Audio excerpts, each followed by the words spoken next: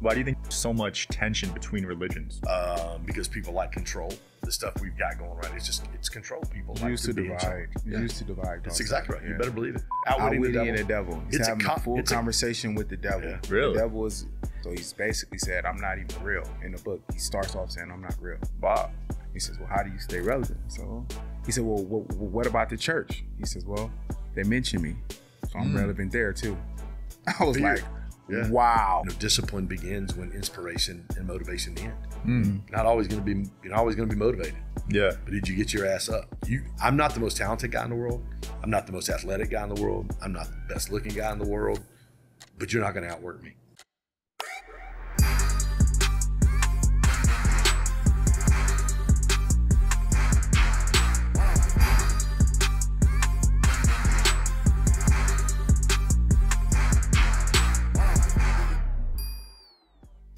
Welcome back to the Digital Social Hour. I'm your host, Sean Kelly. I'm here with my co-host, Wayne Lewis. What up, what up? I'm back from vacation, y'all. And our guest today, Ken Joslin. How's it going? Man, it's good, dude. What's up, fellas? Good to see you guys. I like those Jordan 3s right there. Yeah. Yeah, I got me some of those. Air Force. Former pastor. Yeah. What was that like? What was that life like? Man, loved it, dude. People ask me all the time. Brad Lee's a good friend. Brad, the first question he asked me on Dropping Bombs was, do you miss ministry? Do you miss pastoring? And I tell him all the time, man, I pastor more people now. Very high level people in my mastermind and my conferences that would never step foot in my church. I'm having a blast, dude. It's fun. Yeah. It's not any different what I do now than I did then. Interesting. Yeah. So you're still religious, but you just do it in different ways. Well, I wouldn't call it religious. When you talk about, it's funny because when people talk about religion, it's like the difference between religion and Christianity. There's a huge difference. So religion is a man-made set of rules that says if you do A, B, C, and D, you and God are okay. Like it's funny at my career conference in Atlanta and I'm in the one in Dallas. A lot of people gonna hate that. Well, they will, but the people that understand it will get it for sure. So when you walked in my conference, I've got these giant 2 foot by 4 foot floor stickers all over my conference. The very first two when you walk in the door, a quote I talk about all the time. God's love for you isn't predicated on your performance. He loves you because he created you as a son or a daughter. Absolutely. And you're walking into an entrepreneur conference, and that's what I got on the floor.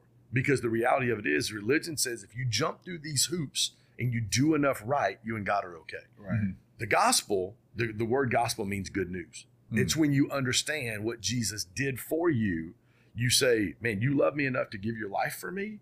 Then what happens is, because religion says if I change on the outside, there'll be change on the inside come second. The gospel is when you understand and you're enlightened to what Jesus did for you and that he sacrificed his life for me, and you understand that, and that really is comes alive in your heart, what happens is the outside behavior then begins to change. Right. Because you want to change. It's not I'm told I have to change. And that's really the difference between religion and what I would say relationship with Christ. Wow. Yeah. People will argue that all the time. Like, they want you to believe what they believe. And I'm like, well, that's religion. That's why you get these, I think it's created for separation in a lot of different ways. But what you're saying is right. I'm more spiritual. Yeah. So I understand. Yeah, it is. It really is. I think it's just, listen, everybody, we've got our core 5 inside GSD is faith, health, relationship, business, and finances. And I tell people all the time, like, I just want you to exercise your faith. What does that look like for you? My best friend's Persian. He lives in Calabasas. Forbes magazine calls him the Tony Robbins of Persia. He was on my stage at Create this year. I put my hand on him and I said, put my hand on his shoulder. And I had him, Gary Brackett. You guys have had Gary on the show. Vic Keller, Brent Gove, a lot of really good friends of mine. And I had my hand on his shoulder and I said, listen, I don't care what faith you are. I just want you to exercise your faith. And I took some heat. Man, on my YouTube channel, man, they were blasting me, calling me heretic, all kinds of stuff. But really the reality of it I'm like, just if you spend time with me and you're with me and you see because my faith is real. It's not, I don't tell you what to do. Let me live my life. You watch how I love God and you watch how I live according to the purpose that I put in my life. And you're going to ask questions. Yeah. Why do you think there's so much tension between religions? Because people like control. People like control. I mean, everything we saw from COVID to the government to the stuff we've got going right, it's control. People like to be in charge. Used to divide. That's exactly right. You better believe it. You bet. I mean, I grew up in the inner. Ooh, man, we may get like straight politics right here. I grew up in the inner city in Pontiac, Michigan. Dad worked for General Motors. I grew up in the hood.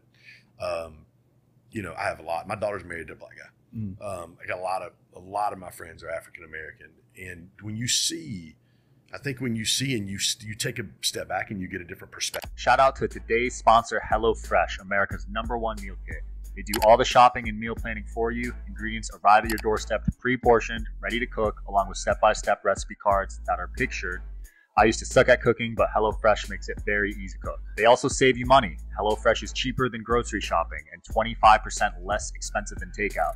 If you order food a lot or you grocery shop a lot, HelloFresh is there to save you money and time. I value my time a lot. That's why I'm a fan of HelloFresh. I cook it with my fiance every week. Our favorite meals are the chicken orzo, the salsa verde enchiladas, and they got so many more options for you guys. Check out their site. Let me know your favorite recipes in the comments below. If you want America's #1 meal kit, go to HelloFresh.com/50DSH for 50% off and free shipping. That's HelloFresh.com/50DSH and use code 50DSH for 50% off plus free shipping. Let me know what you guys order in the comments below. Can't wait to see it. Peace. And you see how our government, I don't care, left, right, whatever you call it. I did a conversation at my conference 2 years ago with Hugh Jackson. Hugh's a dear friend. One of 14 African-American coaches in the NFL, Raiders and the Browns. Now he's at Grambling, so I go and speak to his team every year. I did last year before they played Dion and got waxed. So I think I got an invite back again this year. But Q and I were sitting, I was doing Q&A with him right behind John Maxwell. And I said, Coach, we're really good friends. I said, I'm a 53-year-old white conservative former pastor. What do I need to hear from you that I don't know? Dude, you could have heard a pin drop in the room. And we just had a real honest conversation about what it looks like with race in America and division and the things that we need to hear. Wow. Yeah.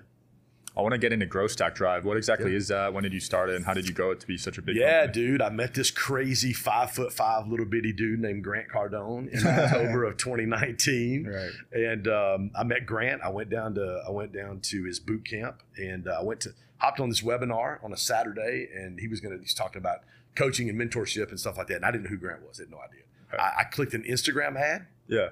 Dude, you click an Instagram ad on Grant, you're screwed. Because you're like Alice in Wonderland, dude. You're in the rabbit hole forever, right? Yeah. So I went down and I had an impromptu meeting. I met Grant one-on-one, and he said, Ken, why are you here? I said, dude, I want to blow the lid off my mindset of what's a lot of money, because I want to help pastors equip their business guys in their church so they don't struggle financially. And he goes, Ken, if you'll let me, I'll help you. We've been friends and a mentor for 3 years. And so right after that, I became one of Grant's first licensees. And I started GSD, and it was just really a passion to be able to coach and mentor and help high-level business people around the country. Nice. Yeah. And through GSD, you went on to meet people like Jordan Peterson. Yeah.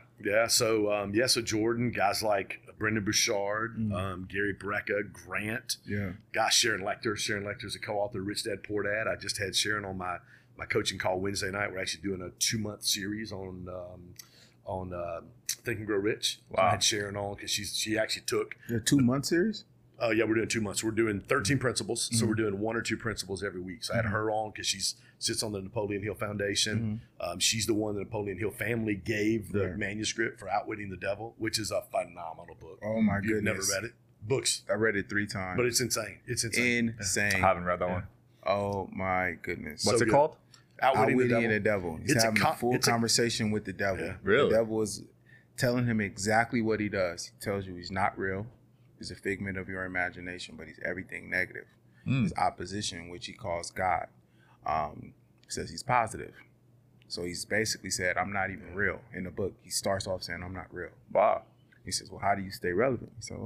He said, well, what about the church? He says, well, they mention me, so I'm relevant there too.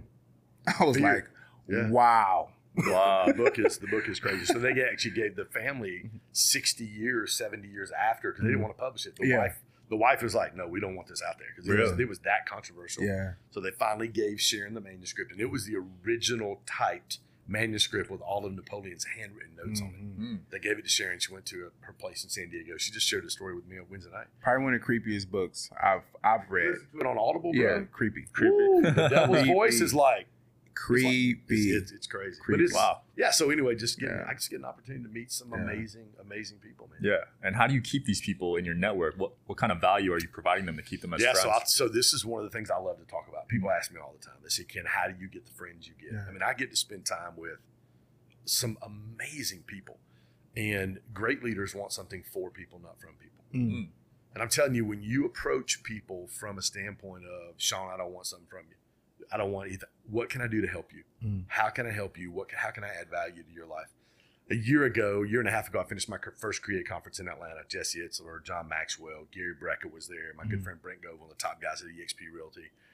And I had a list of 5 guys. Randy Garn, New York Times bestselling author, on the board with Tony Robbins, one of my best friends. And I had 5 guys, and I called each of them. And I said, here's what I want to do. My word for this year is intentionality. So a year and a half ago. And I said, I want to invest in our relationship. And I said, I want to take our friendship to the next level. I'm willing to invest 3 things: my time, my talent, and my treasure into our relationship. My time, I'm going to fly where you live. I'm going to spend time with you. I'm going to put it on, and I'm busy. I'm going to put it on my calendar. Dude, I've been to Salt Lake City to see Randy 6 times in the last year and a half. I've been to Calabasas in LA to spend time with Jeff. I was just there 3 weeks ago for a week. Wow. I've been to Gary Brecka's in Miami several times. Brent and Kathy live in Puerto Rico.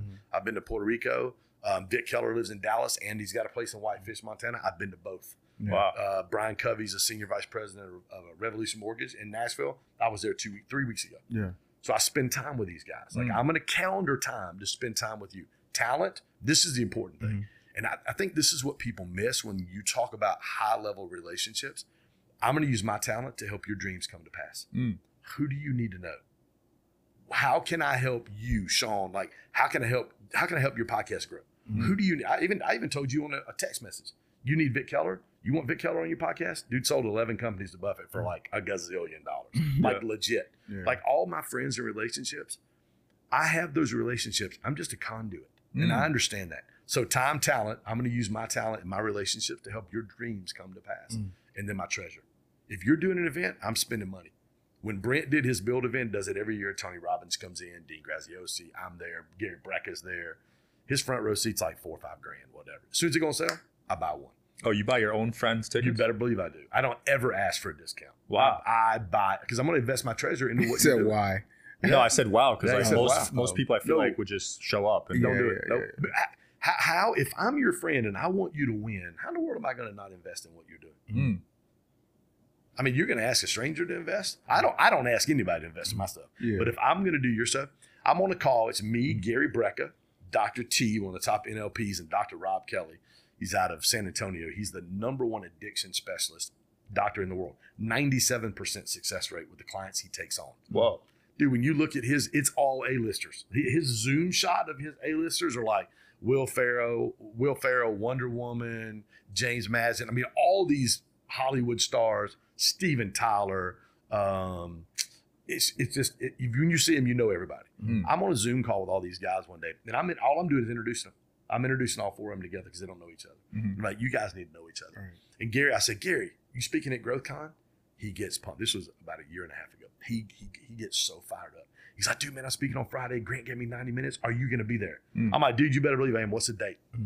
I look at my calendar and I'm like, I got front row tickets to go see Eric Church in Birmingham. They cost me $1,000 a piece.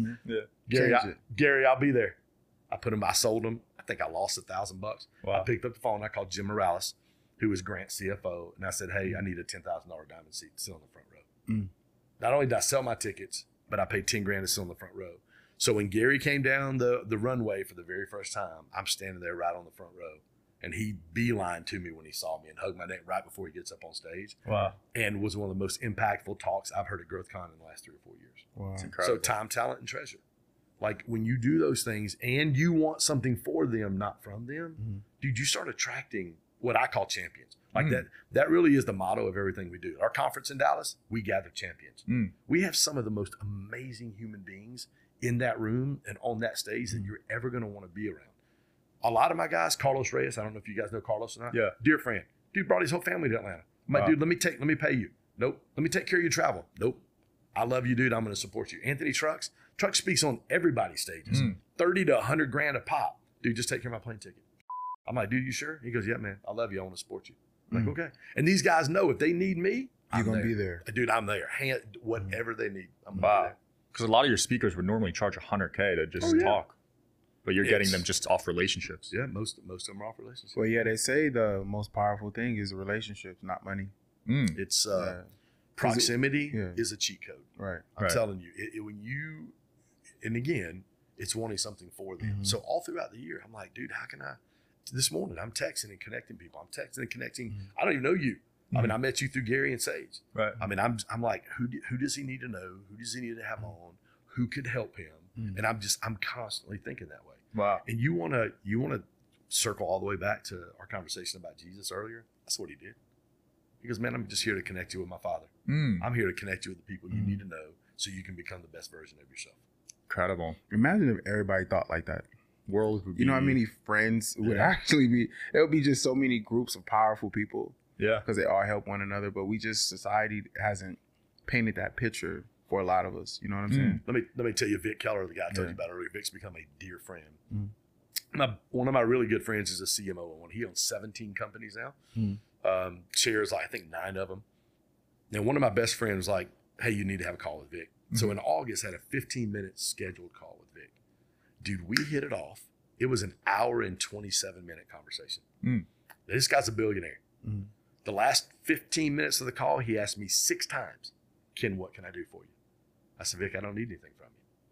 I said, he kept asking me, dude, I want to help you. I love your mission. I love your vision. I love what you're doing. How can I help you? I said, dude, Vic, I don't need anything from you. The 6th time he asked me, 6 times, I said, I'll tell you what you can do. I said, November the 1st to the 5th, I got my mastermind in Scottsdale. I said, fly in and speak for a day. Hang out. Randy Garner's going to be there. Gary Brackett's going to be there. We had Dana White come in on a Zoom call with Gary that day and speak to our mastermind. I said, just come hang out. Is what he said. He goes, I'll give you one day. I said, okay.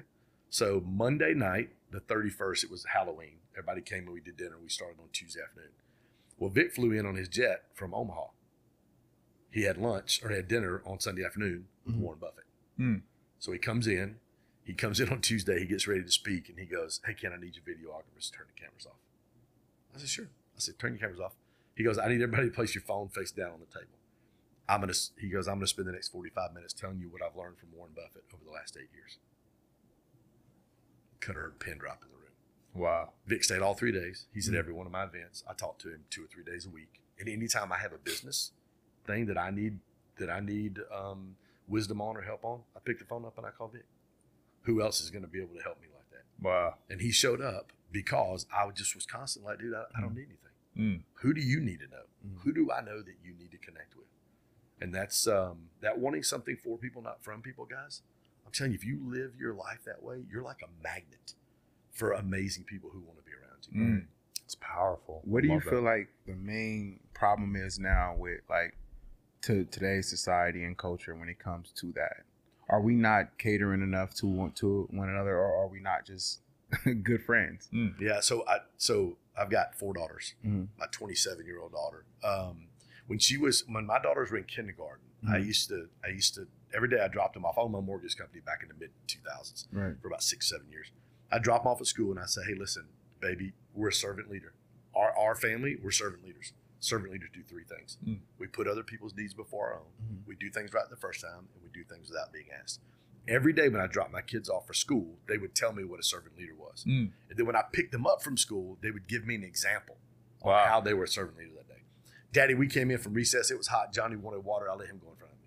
Miss Green's trash didn't be taking that. Dad, she didn't ask. I just took it out. I'm like, okay, awesome. My daughter goes to college in Birmingham. She works at a brand new Chick-fil-A. The owner-operator has 2 Chick-fil-A stores. She just keeps getting promoted. The owner-operator comes in. He's like, you're like 19 years old. How are you getting all this team? She was like the front-end kitchen manager or whatever. How do you get all these people to do what you asked them to do? And she goes, it's super simple. I practiced the 3 characteristics of a servant leader my dad taught me since I was in kindergarten. She sent me a picture from her iPhone. He had her write, in the kitchen in the front on the Chick-fil-A's where they have the little stainless steel where they slide the fries and the nuggets down, was written 3 characteristics of a servant leader. And so I think the biggest thing is in our culture, man, that's where we're lacking. If we would develop people who have an attitude in the heart to serve other people, But when you add value and you serve people, people want to be in relationship with you. You can either be transactional or you can be relational. And if you're relational, I tell people that you're going to make more money than you know what to do with. Right. And what's your definition of transactional? It's just I'm with you or I'm with you just so I can build my brand or I can get a check or it equates into what my bank account looks like. Gotcha. And when you're relational and you really care for people and you want something for them, not from them, you lay your head down on the pillow at nighttime. And you guys get this. I can tell you get this. Yeah. Like, there's a level of fulfillment you get to live at. I don't care how many commas you got in your bank account. I know a lot of wealthy people who are freaking miserable. Really? And I know a lot of guys who are not poor, but have decent money, who live at such a high level of fulfillment because they know they're making a difference in the lives of people God sent to them. And why do you think those people are miserable with the? So our core five: faith, health, relationship, business, and finances. I know a lot of guys who focus on the business and the finances, but their faith, health, and relationships are a mess.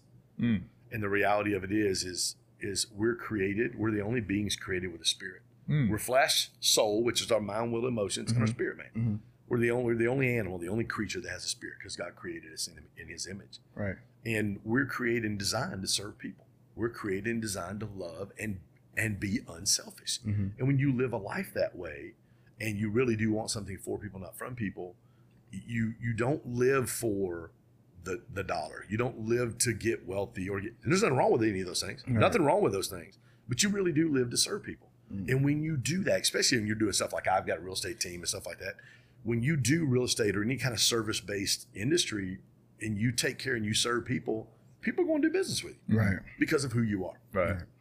Now, there's this notion on social media that billionaires are selfish, that people like Elon and Mark could save world hunger if they wanted to. You hang around with a lot of billionaires. Yeah. What has your experience been like with them? Man, they're some of the most generous people that I know. I mean, the ones that I know Vic sits on the board of Acts 29. It's crazy how the perception of billionaires and what he actually experienced is totally different. I mean, I'm sure you can find some that are not. Well, I think that people just, their problem is they want them to do what they want them to do. Right. So, well, the problem is most people that say other people aren't generous are really, I call it the fat girl syndrome. It's like two girls in high school when they're fighting, they're both fat. Yeah. The first one to call the other person fat wins because it gets the attention off of them that they're fat too. And it's like when people accuse you of doing something, the reason they accuse you is because they're not generous either. Yeah. They're projecting. Yeah, exactly right. Because they don't want you to look at them and go, well, hang on a minute. You're not generous either. Right. And I'm sure you can find people that aren't generous. And they're not feeding the homeless either. Yeah, I just don't. I mean, my best friend Jeff is working with Tony Robbins on his billion meal mandate or whatever. I've got him and Randy Garn both are working on that. Wow. Tony, I think meals? Jeff just did. I think it's a billion meals. Jeff just bought 400,000 meals for Tony. Honored him at a big event they did in New York City. I don't know, probably 4 or 5 months ago. It's amazing. So I mean, I've got guys, man, that are they really have a heart to serve and help people. Yeah. Who are some guys you met that just completely changed your life, like your perspective? Grant, and there's some things with Grant that I don't agree with, obviously, but dude, I've had several one-on-one conversations with Grant and he's always been gracious to me. He's given me a platform, pulled me in on Instagram lives. I spoke down at 10X 2 or 3 times to the team. He's been phenomenal for me. Vic Keller is one of those guys, Randy Garn, Gary Breck. I told you I was on the phone with Gary and Sage this morning. I've lost 82 pounds in 3 years. Whoa. And Gary's been he's been hugely instrumental in that. Wow. My best friend Jeff, I mean, when you get around Brent Gove, he's one of the top guys at EXP, 29,000 agents in his downline, 1.2 million a month in residual income. Gosh. I mean, when you get around these guys, and these guys, I tell people all the time, this is what's different about what we're doing I call it a movement at our conference and in our mastermind is like, they're amazing entrepreneurs, but they're even more amazing human beings. Yeah. Like, they are amazing human beings. And I think being around the guys that I get to be around that are at that level, and then seeing, I just sent a voice text to all, I've got 6 people on my text thread: Gary Brecka, Randy Garn, Vic Keller, Brian Covey, Master Jeff, and Brent Gove. Those are the 6 guys on my text. I sent a text this morning, and I just 30, 45 seconds on what I loved about every single one of them. Wow. And I'm like, dude, I love you guys. Like Gary Brecka, this is what I love about you. Randy Garn, this is what I love about you. And I just went through that. And dude, the text messages after that of us firing back, it's Proverbs 27:17, iron sharpens iron. Dude, we're constantly sharpening each other. My best friend Jeff, I went to his house at the beginning of the year, and he goes, what's your goal this year? I said, dude, I want to make $1 million. He leaned across. We're sitting in his backyard at Calabasas. I mean, He lived right across the street from one of the Kardashians, right? Mm-hmm. He leans across Rowdy's pool and he puts his hand on my knee. He goes, a month or a week? I love that. I said, no, dude, you don't understand. I said, we should do about $5.192 million in revenue. I want to make $1 million this year myself. Yeah. And he goes, he puts his hand on my knee. He goes, a month or a week? And then it hit me. And I'm like, I said, dude, just let me catch up to making $1 million a year. And then I'll get to the $1 million a month. When you get around those guys, they don't let you think small. Like they force you to think and believe bigger than you can believe on your own. Wow. It truly is iron sharpening iron. I like that. Yeah. So you're big on manifestation. I mean, I guess it's manifestation. You work your ass off until God moves in such a way that it happens. And I've got a concept that I created 3 years ago called incremental, not monumental. My weight loss journey and my business journey. Small daily disciplined decisions over time always equal monumental results. Success can't escape you when you do the right things every single day. Every single day. And you got to do the things. We're on a call. It's funny. We're on a mentorship call with Grant. There's 1,200 people in the Zoom call. It's huge. And Grant and Elena were on the call, and he goes, I'm going to give you guys homework. I want you to ask 5 people this week to describe you in 1 sentence or less. I text Grant and Jared. I said, hey, I got a question. Grant calls me preacher. He goes, what you got, preacher? I said, hey, G, this guy named Grant Cardone gave me some homework. I'm supposed to ask 5 people to describe me in 1 sentence. Since you and Elena are right there sitting side by side, can you guys be my first 2 people? And he just laughs, right? Grant laughs, and he thinks for a second, and he looks at me, he goes, dude, you always show up. Every time I look up, there you are on social media. You're doing your own events. You're sitting in the front row of my events. I'm on Instagram Live. There you are. Like every time I look up, you're there every single day. And it literally is putting in the work when you don't feel like putting in the work. I was just texting Ben Newman. He's a huge, phenomenal, like a sports psychologist coach. He was been with Nick Saban in Alabama for 5 years. And I text Ben, one of the things I commented, I said, discipline begins when inspiration and motivation end. You're not always going to be motivated. Yeah. But did you get your ass up? I'm not the most talented guy in the world. I'm not the most athletic guy in the world. I'm not the best looking guy in the world. But you're not going to outwork me. Right. You're not going to get up every single day at 4 a.m. like I'm going to and get in the gym and do the things that I do every single day.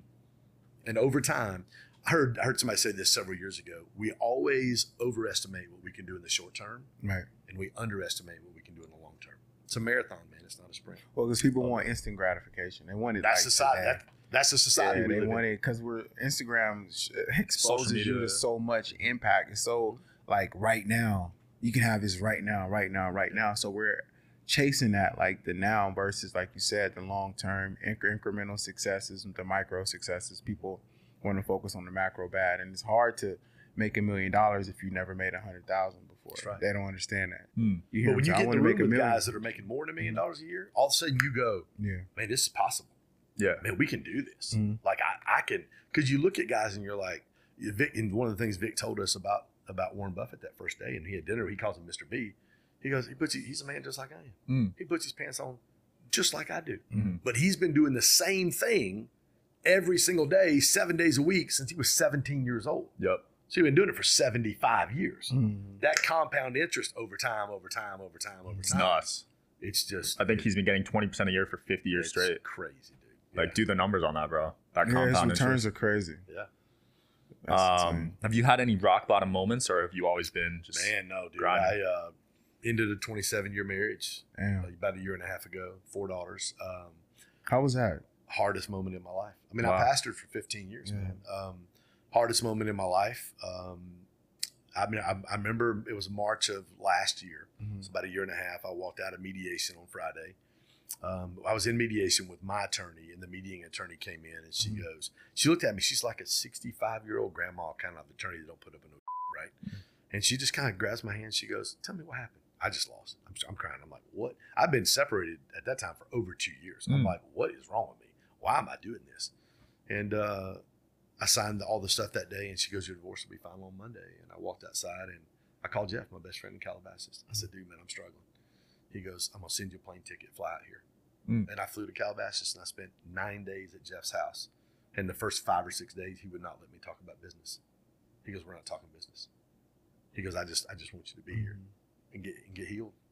And it started me on a journey just a healing journey for me personally for the last year and a half. And it's been an unbelievable ride for me, my daughters, just really strengthening those relationships. Yeah, so it's not always good. Life can be hard, and that's why those relationships are important. Question now, is healing and accepting the same thing? Because I feel like, I mean, I may be wrong, but I feel like we truly don't heal in a sense, but I feel like we learn to accept, which is totally different from healing. Well, I don't think you can heal until you accept. So they're the same thing. Yeah, I don't think. Well, I mean, I think there's things that you can do. You learn how to. Dude, I have at one time had 3 therapists. I have 2 right now. Wow. You had 3, so you were going to see them in different days? I have 2. Dr. Rob's online. He's an NLP guy. Maxine is, I tell people she's a mild version of Medea. She's an older 50-year-old black lady who don't put up with nothing. I walk in the door, she's like, "You praying the Spirit this week? How you and Jesus doing?" I'm like, we're good, Ms. Maxine. And I see her, and then Lauren is a dear friend, speaks at all my conferences. She's one of the top somatic therapists and dating and relationship coaches on social media. She's phenomenal. I meet with her every week, and we do somatic therapy. I walked into Maxine's office last March, right after my divorce was final, first time I met her. And she said, "Tell me your story. Tell me a little about you." And I said, born in Detroit. I was raised in Pontiac. Parents got divorced, and I was 8 years old in 2nd grade. Mom moved us to the Atlanta area. From my 6th grade year to my senior year of high school, I moved back and forth to my dad 6 different times. And she looked at me and she goes, "Why in the world would you want to move so many times?" I said, "Maxine, I didn't have a choice. If I ever got in trouble, my mom would say, 'Go pack a bag.' I had 24 to 48 hours. I was on a bus, a plane, or my dad was on the way from Detroit to pick me up." She wrote in her journal, and then she looked at me and said something to me that was probably, I've had 2 aha moments in my life. One in August of 93 when I gave my life to Christ. I was 25 years old. And then this moment. And she asked me this question. She goes, "Ken, how do you think that's affected your relationship with the women in your life who are supposed to love and protect you?" And I lost it. 3 weeks before that, I was in San Francisco with a woman that I love very much that I was dating. We didn't even make it out of San Francisco. We had an argument. I got triggered. I made her pull the car over. I got my suitcase out of the car and I left. Wow. And so here was a 53-year-old man living out the trauma of a 13-year-old boy, except now you're not going to tell me to leave. I'm going to leave before you tell me to leave. And it was an eye-opening experience. And I spent 14 months really doing a lot of therapy and reading The Masculine Relationship by G.S. Youngblood, The Way of the Masculine Man by David Data, therapy with Dr. Rob, therapy with Lauren, therapy with Maxine. Why those books? Just people recommended them. Some of my therapists recommended them to me. And really learning how to control my central nervous system to where I didn't get triggered and just react. So do you feel childhood trauma? Well, I feel like I feel like it does, but your childhood trauma is kind of the mold or sets the tone of how you view life, relationships, love, and anything. No, 1,000%. It's a lot of times I had no idea. Dude, I'm 53 years old. The one question I kept asking Maxine and Lauren is, how in the world have I not, I mean, it's not like I've not been to therapy before. Yeah. How in the world did I not know this was there? Right. Like, and there's just moments in your life you have no idea those things are there. So at my conference this year, I mean, literally at the end of Friday, I brought Lauren up. So faith, health, relationships in the relationship section, Lauren comes up. She talks about masculine, feminine, and polarity in relationship. And then I come up, we grab we took 2 bar stools, and I share my story just like I shared with you. 350, 400 people, not a dry eye in the place. Wow. And then I talked about how do we know that we have unresolved trauma? 2 things. Number 1, we react versus responding. Like when somebody says something, you get triggered and it goes 0 to 100 quick. You just feel your temperature gauge go reactive. up. Yeah, you react instead of respond. Because response is, okay, let me sit with it. Let me process it. Let me hold space. Okay. And then you can have a calm conversation. I could not do that a year ago. Not even close. Second thing is, if you can't set and keep healthy boundaries. If you're in a relationship and you can't set and keep healthy boundaries, there's probably some unresolved trauma that's a reason why you can't do that. And it just takes work. It's no different, dude. I've lost 80 pounds. I was at Planet Fitness busting my ass this morning, lifting like a fiend on the treadmill, sweating, Peloton at home, F45 class, all the stuff. Gary's 10X Health Systems. I'm on all that stuff. Yeah. It's you have to do those things, and therapy's no different. Do you feel like men have less support than women when it comes to the emotional aspect? Of course of they do. Why is that? Because we're supposed to be men. We're supposed to be. Yeah, but we're emotional beings too. Yeah, but it's just, again, it's a societal thing that says this is how you're supposed to be. And the reality of it is, dude, when I was in Irwin's mastermind in LA, and I'm talking about high level. Joel Marion's in that room with us. Kent Clotho, it's a very high level room. And I'm sitting there and there was a couple guys, dude, and they just broke down. I'm talking about very wealthy guys dealing with father issues, dealing with anger issues from people who had betrayed them. And I'm just watching this dynamic in this room. And even in my own mastermind, I'm watching this dynamic of people being free to really drop the curtain and go, hey, dude, here's what's going on the inside. And I heard Craig Rochelle, he pastors probably one of the largest churches, Life Church in Oklahoma. They've got hundreds of campuses. I heard Craig Rochelle say this 15 years ago at a pastor's dinner. There was a dozen of us there. He said, guys, you're only as sick as your secrets. You're only as sick as your secrets. Somebody should know what's going on in your life. Not everybody, but one or two guys. And I have one or two guys out of that 6. My best friend, Jeff, knows what's going on in my life. Vic Keller knows what's going on in my life. Wow. There is nothing I keep from those guys. Right. Absolutely nothing. They know everything about me. So it's important to have at least one person that you could just vent to. Dude, here's who I am. Non-judgment zone. That's exactly right. You need that. I mean, you got to call them crying and they just listen. Like, right. I said this on my stage at Create. These guys, I had all of them lined up. I said, these guys love me for me. They don't love me for the impact I make. They don't love me for the stages I have or the mastermind. They love me. They love Ken. They don't love Ken because he runs GSD or runs a mastermind or hangs out with Grant or does all.